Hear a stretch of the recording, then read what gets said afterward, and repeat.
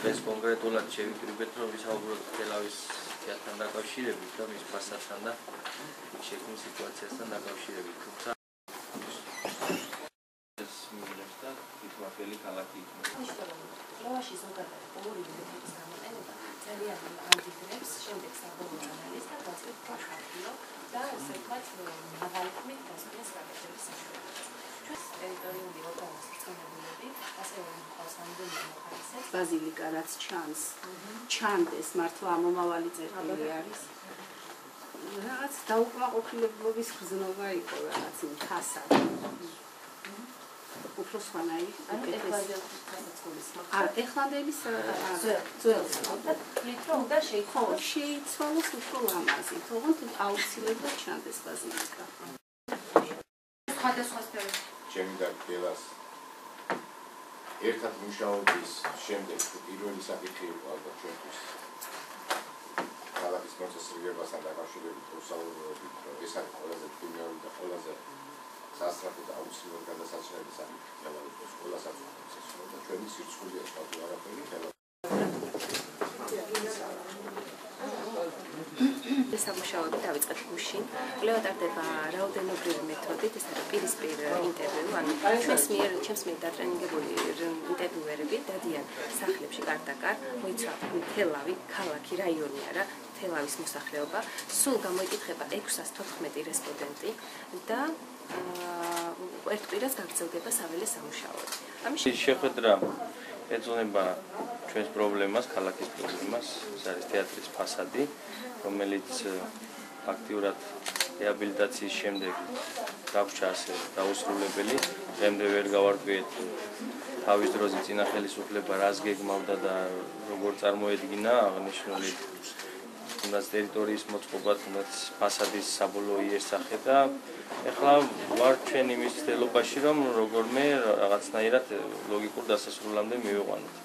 სანამ თანხებზე ვისაუბრებდეთ, ალბათ ჯერ პირველ რიგში უნდა ვიცოდეთ, რას ვაკეთებთ და სწორედ ამიტომაც შევიკრიბეთ ქალაქის მასშტაბით ვატარებთ სოციოლოგიურ კვლევას, რომ გამოვიკვლიოთ, რას ფიქრობს თელავის საზოგადოება, როგორ წარმოუდგენიათ მას, მათ თავისი საყვარელი თეატრის ფასადი, ასე ვთქვათ, იმიტომ რომ თეატრი, თელავის თეატრი, თელავისთვის ეს უკვე საუკუნეებია, განუყოფელი ნაწილია.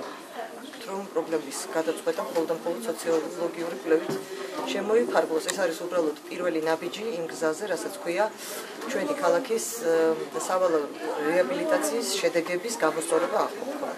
რაც შეეხება თეატრის ფასადს და მის მიმდებარე სკვერს, ახლა მოდით ნუ გავიჩინოთ ამ ორ ამბავს ერთმანეთისგან, იმიტომ რომ ეს მიბმულია ამ საკითხზე. მე ვფიქრობ, რომ ძალიან ბევრი თელაველი და არათელაველი დამეთანხმება, რომ ორივე არის ძალიან დამახინჯებული. უპირველეს ყოვლისა ფუნქციურად არის დამახინჯებული, იმიტომ რომ არც ბაღის დღევანდელი სახე გამოხატავს იმის ძირითად ფუნქციას, რასაც ქალაქის ცენტრში არსებული გართობის და დასვენების სკვერი უნდა ასრულებდეს, ის უფრო რაღაც სასაფლაოს წააგავს და მეორეს მხრივ არც თეატრის ფასადი შეხედავთ ერთი შეხედვით, არაფერად არ იფიქრებ, რომ ამის უკან არის რაღაც კულტურული დაწესებულება.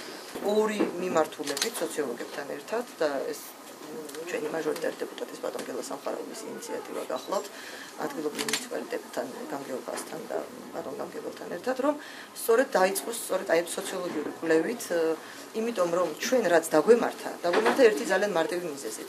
არავის არაფერს არ ეკითხებოდა წინა ხელისუფლება, არც საზოგადოებას, არც პროფესიონალებს. ჩვენ გადავწყვიტეთ, დავიწყოთ საზოგადოებით, ვკითხოთ საზოგადოებას, რა მოლოდინები აქვს მას, რა მოსწონს, რა არ მოსწონს, როგორ წარმოუდგენია თავისი საყვარელი ქალაქის საყვარელი ცენტრი.